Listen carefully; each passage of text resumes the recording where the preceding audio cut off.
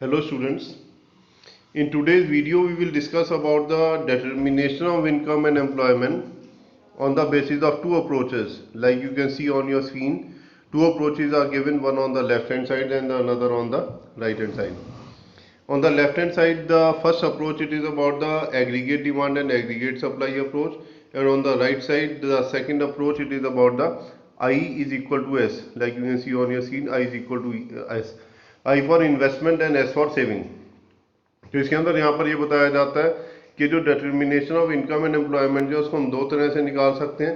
एक तो होता है on the basis of aggregate demand and aggregate supply, और दूसरा होता है इसमें on the basis of investment and savings.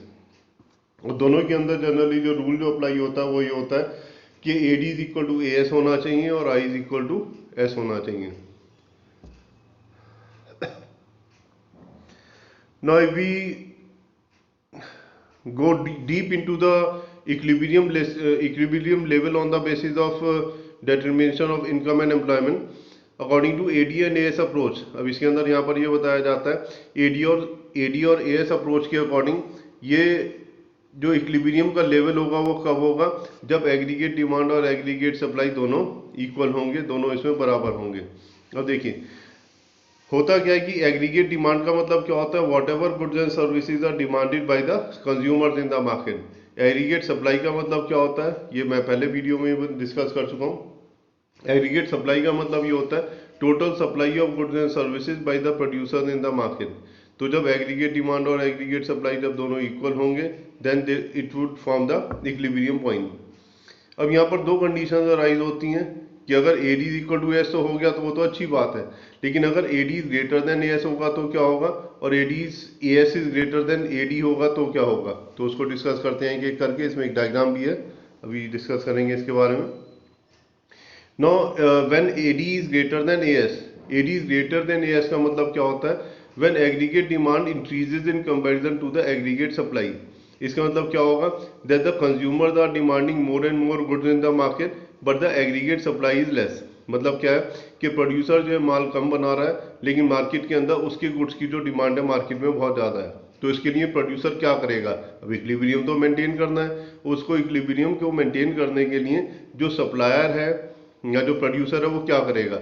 इसमें देखिए अपनी स्क्रीन पर ही लगभग फोर्थ लाइन में, to bring back the inventory back to the desired level firms would resort to increase in employment and output till the economy is back at the output level at OY.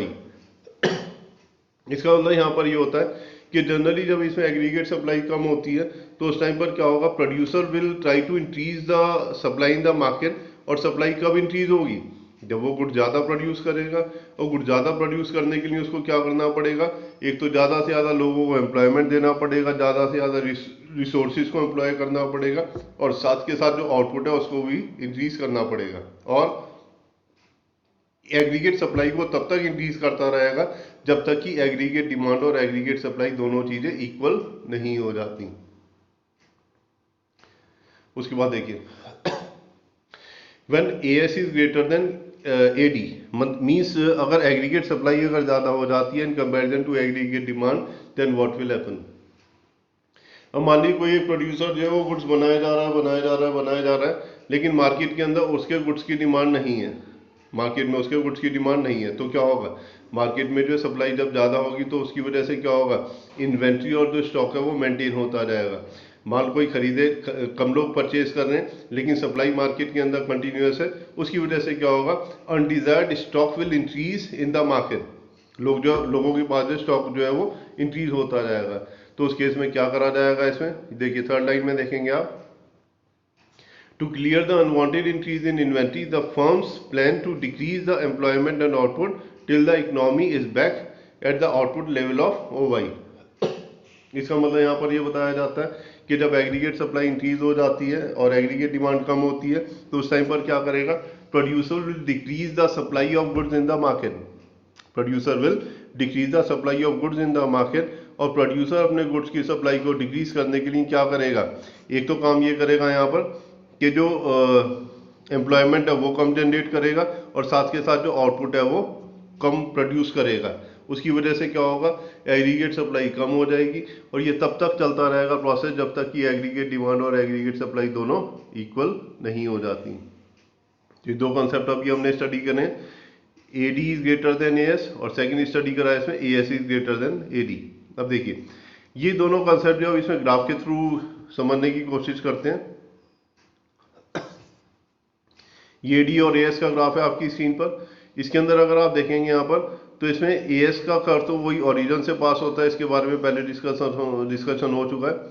AD का curve जो थोड़ा सा ऊपर से start होता है Y axis पर ही, और बीच का जो गैप है उसको नाम दिया जाता है ऑटोनॉमस कंजम्पशन या फिर नेसेसरी कंजम्पशन। इस ग्राफ पर देखेंगे अगर आप लेफ्ट हैंड साइड पर अगर आप देखेंगे ध्यान से, ये देखिए इसमें बीच का जो पॉइंट है उसको तो नाम दिया जाता है इक्विलिब्रियम पॉइंट। इसके लेफ्ट पर अगर आप देखेंगे तो यहाँ पर पोजीशन क्या है, इसमें AD is greater then AS है। राइट पर अगर पोजीशन देखेंगे तो क्या है, इसमें AS is greater then AD है। मतलब क्या है कि लेफ्ट की साइड में क्या है, एग्रीगेट डिमांड ज़्यादा है और राइट की साइड में क्या हो रहा है, एग्रीगेट सप्लाई कम है। लेकिन होता क्या है कि दोनों के केसेस के अंदर क्या होगा, ये इसको हम इस तरह से कंटिन्यूस रखेंगे ताकि ये जो इसमें एग्रीगेट डिमांड और एग्रीगेट सप्लाई दोनों चीज़ें इसमें इक्वल हो जाए।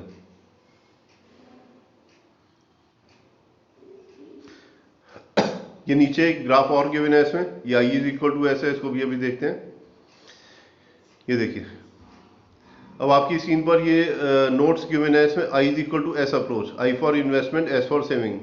अब यहाँ पर भी क्या होता है, इसमें इन्वेस्टमेंट और सेविंग अप्रोच के अकॉर्डिंग अगर हमने इक्विलिब्रियम निकालना है तो इसमें इन्वेस्टमेंट और saving should be always equal. लेकिन होता क्या है, इन्वेस्टमेंट और सेविंग्स जनरली इक्वल नहीं होते हैं। उसके अंदर दो कंडीशंस अराइज होती हैं। या तो इसमें फर्स्ट कंडीशन जैसे आपके स्क्रीन पर गिवन है, I is greater then S होगा। मतलब कि अगर इन्वेस्टमेंट अगर इंक्रीज हो जाता है इन कंपेरिजन टू सेविंग तो क्या होगा, if investment use to increase in comparison to saving, तो इसके लिए नोट्स गिवन है, इसको आपने ध्यान से पढ़ना है। इसमें लगभग फोर्थ लाइन में देखेंगे, as a result plan inventory would fall because below the desired level. To bring the inventory back to the desired level, the firms would plan to increase in employment and output till saving and investment becomes equal to each other. अब यहाँ पर ये कहता है कि अगर investment अगर हमारा इंक्रीज होता है तो उसकी वजह से क्या होगा, जो प्रोडक्शन जो वो इंक्रीज हो जाएगा। जैसे इसमें नोट्स में अभी हमने पढ़ा भी था, इसके अंदर एक बार इसमें सेकंड वाली लाइन और पढ़ते हैं, it mean that the household are consuming more and saving less. अब अगर सेविंग्स हमारी अगर कम हो रही है तो इसका मतलब क्या होगा कि जो हाउस होल्ड सेक्टर जो वो जो गुड्स का जो कंजम्पशन कर रहा है वो ज़्यादा कर रहा है। जब गुड्स का कंजम्पशन ज़्यादा कर रहा है तो इसका मतलब क्या होगा, एग्रीगेट डिमांड ज़्यादा है।